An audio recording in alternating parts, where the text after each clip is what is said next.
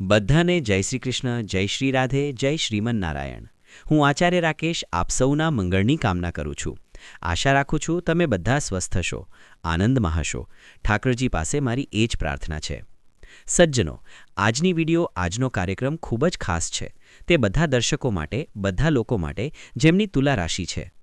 આજની વિડિયો તુલા રાશિવાળાઓ માટે તેથી પણ એટલી ખાસ છે કારણ કે આજના વિડિયોમાં આપણે વાત કરવા જઈ રહ્યા છીએ એપ્રિલનો મહિનો ખૂબ મોટું પરિવર્તન લઈને આવી રહ્યો છે તુલા રાશિવાળાઓના જીવનમાં।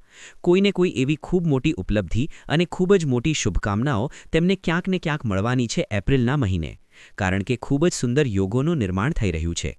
કયા પ્રકારના યોગો છે, આવો ચર્ચા કરીએ। સૌથી પહેલા તમારો ચાર્ટ આગળ લગાયેલો છે।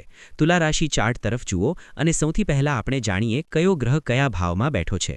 તો જુઓ, તુલા રાશિ તમારી કુંડળીના પંચમ ભાવમાં બુધ અને રાહુ એક સાથે ગોચર કરી રહ્યા છે। કુંડળીના છઠ્ઠા ઘરમાં એક સાથે શનિ, મંગળ, સૂર્ય એક સાથે ગોચર કરી રહ્યા છે, ત્રણ ગ્રહોની યુતિ। તેની સાથે સાથે શુક્રદેવ તમારી કુંડળીના 7th હાઉસમાં એટલે કે સપ્તમ ભાવમાં ગોચર કરી રહ્યા છે। બૃહસ્પતિ તમારી કુંડળીના નવમ ભાવમાં 9th હાઉસમાં ગોચર કરી રહ્યા છે। નવમ ભાવમાં, ભાગ્ય ભાવમાં, ધર્મ ભાવમાં, આ ખૂબ સારી વાત છે। કેતુ તમારી કુંડળીના એકાદશ ભાવમાં ગોચર કરી રહ્યા છે એટલે કે 11th હાઉસમાં। ઓવરઓલ ગ્રહોની સ્થિતિ આ છે। હવે આવો સૌથી પહેલા આપણે વાત કરી લઈએ સ્વાસ્થ્યની, કે સ્વાસ્થ્ય કેવું રહેવાનું છે તુલા રાશિવાળાઓનું। સૌથી પહેલા જુઓ, તમારી કુંડળીનું ફર્સ્ટ હાઉસ આ સ્વાસ્થ્યને રિપ્રેઝેન્ટ કરે છે।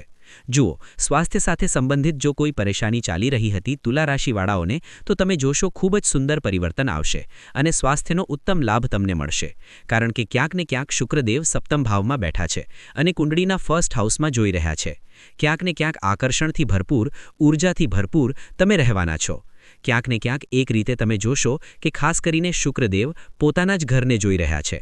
એક તો કેન્દ્રમાં બેસીને માલવ્ય યોગ બનાવી રહ્યા છે, જો કે સંપૂર્ણ માલવ્ય યોગ નથી કારણ કે તે સ્વરાશિ નથી, પરંતુ કેન્દ્રમાં તો બેઠા છે અને અહીંથી તે ફર્સ્ટ હાઉસ લગ્નને પણ જોઈ રહ્યા છે 7મી દ્રષ્ટિથી, પોતાના જ ઘરને। તો આ આકર્ષણથી ભરપૂર, ઊર્જાથી ભરપૂર અને ક્યાંક ને ક્યાંક સુંદરતાથી ભરપૂર વ્યક્તિને બનાવે છે। તેના સાથે સાથે ધન સાથે સંબંધિત ધન કેવું રહેશે એપ્રિલના મહિને?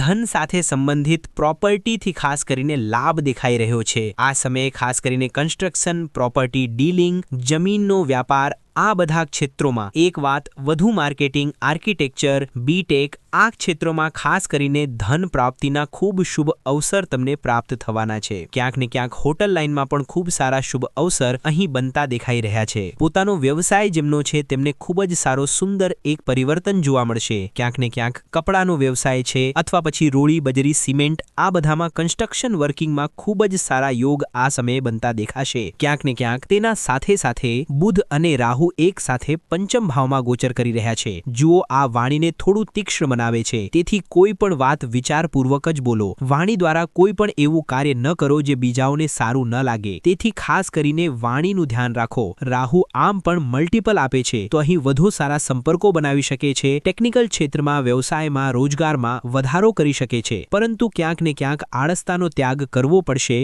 શિક્ષણના ક્ષેત્રમાં જે વિદ્યાર્થીઓ કામ કરી રહ્યા છે સારી નોકરી માટે, તેમને ક્યાંક ને ક્યાંક આળસતાનો ત્યાગ કરવો પડશે અને તેના સાથે સાથે તેમને ખૂબ જ સારો એક પદ, માન, સન્માન પ્રાપ્ત થવાનો સારો યોગ અહીં બને છે। તેના સાથે સાથે વાત કરી લઈએ કુંડળીના છઠ્ઠા ઘરની, શનિ, મંગળ અને સૂર્ય એક સાથે ત્રણ ગ્રહોની યુતિ। જુઓ, આ ત્રણ બાબતો અહીંથી પ્રતિનિધિત્વ થાય છે। કુંડળીનો છઠ્ઠો ઘર જ્યાં સૂર્ય, મંગળ અને શનિ એક સાથે બેઠા છે, અહીંથી ત્રણ બાબતો મુખ્ય રીતે જોવામાં આવે છે। રોગ, રીપુ, ઋણ। ઋણથી મુક્તિ મળશે, જો કોઈ કર્જ હતું તો રોગથી મુક્તિ મળશે અને કોર્ટ કેસ વગેરે ચાલી રહ્યો હતો તો તેમાં પણ વિજયશ્રી હાથ લાગશે। શત્રુ ક્યાંક ને ક્યાંક જો પ્રભાવિત થઈ રહ્યા હતા, જુઓ, શત્રુ વધી રહ્યા હતા અને કોઈ રીતે છબી બગાડવાનો પ્રયાસ કરી રહ્યા હતા, તો તમે જોશો શત્રુઓ પર વિજય પ્રાપ્ત કરશો। અને કોર્ટ કેસ વગેરે ચાલી રહ્યો હતો તો તેમાં પણ વ્યક્તિ વિજયશ્રી હાથ તેના ક્યાંક ને ક્યાંક લાગે છે। બાહ્ય સંપર્કોથી ખાસ કરીને લાભ થઈ શકે છે, વિદેશી સંપર્કોથી લાભ થઈ શકે છે, વિદેશી યાત્રાઓ થઈ શકે છે, વર્કિંગને લઈને અથવા સ્ટડીને લઈને ક્યાંક ને ક્યાંક કોઈ વિદેશી સંપર્કોથી અટકેલા કાર્ય આ સમયે થતા દેખાશે ક્યાંક ક્યાંક ને ક્યાંક. હવે વાત કરી લઈએ કુંડળીના 7th હાઉસની, એટલે કે મેરિડ હાઉસ, લગ્ન, દાંપત્ય સુખ ભરપૂર રહેવાનો છે આ સમય. તુલા રાશિવાળાઓ માટે ક્યાંક ને ક્યાંક દાંપત્ય સુખનો આનંદ લેતા દેખાશે, ક્યાંક ને ક્યાંક આનંદિત રહેશે.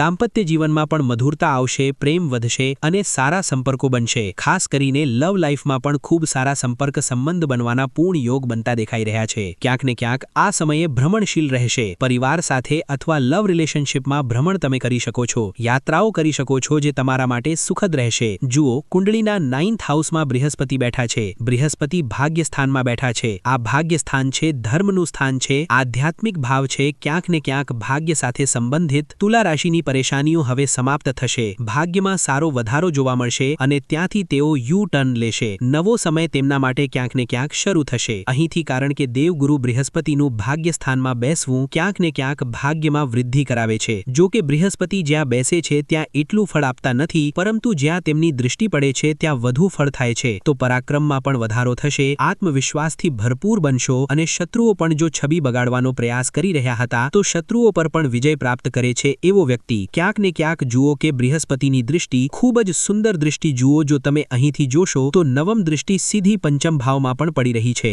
એટલે કે સંતાન પક્ષથી પણ જો કોઈ અવરોધ ઉત્પન્ન થઈ રહ્યો હતો તો સંતાન પ્રત્યે જો ચિંતિત હતા તો ત્યાંથી પણ પ્રસન્નતાના સારા સુઅવસર, સુયોગ તમારા માટે બનતા દેખાઈ રહ્યા છે. કેતુ કુંડળીના 11th હાઉસમાં બેઠા છે. ટ્રેડિંગ, શેર માર્કેટ, આ વસ્તુઓમાં પૈસા વધુ રોકાણ ન કરવું જોઈએ. કેતુ 11th હાઉસમાં બેઠા છે. લાભનો ભાવ છે, તો અચાનક મોટો લાભ મેળવવું અથવા શોર્ટકટથી પૈસા કમાવવું, આ ક્યાંક ને ક્યાંક અહીંથી પ્રતિનિધિત્વ થાય છે. તો ખાસ કરીને ટ્રેડિંગ, શેર માર્કેટ એવા જોખમી કાર્યથી તમને બચવું જોઈએ. ક્યાંક ને ક્યાંક આવો. સૌથી પહેલા આ 4 વાતો જે હું કહી રહ્યો છું તેને નોંધ કરી લો. જેમની પણ તુલા રાશિની કુંડળી બની છે, કુંડળી કાઢો અને આ 4 વાતો નોંધ કરો. સૌથી પહેલી વાત, તમે તમારી કુંડળી કાઢો અને કુંડળીમાં જુઓ કે તમારી કુંડળીમાં ગુરુ રાહુ એક સાથે તો નથી બેઠા, કારણ કે તેને ગુરુ ચંડાલ દોષ કહે છે. બીજું જુઓ કે તમારી કુંડળીમાં ચંદ્રમા રાહુ એક સાથે તો નથી બેઠા, કારણ કે તેને ચંદ્ર ગ્રહણ દોષ કહે છે. ત્રીજું જુઓ કે તમારી કુંડળીમાં ચંદ્રમા રાહુ એક સાથે તો નથી બેઠા, કારણ કે તેને ચંદ્ર ગ્રહણ દોષ કહે છે. ચોથું જુઓ, પૂર્ણકાલ સર્પ દોષ.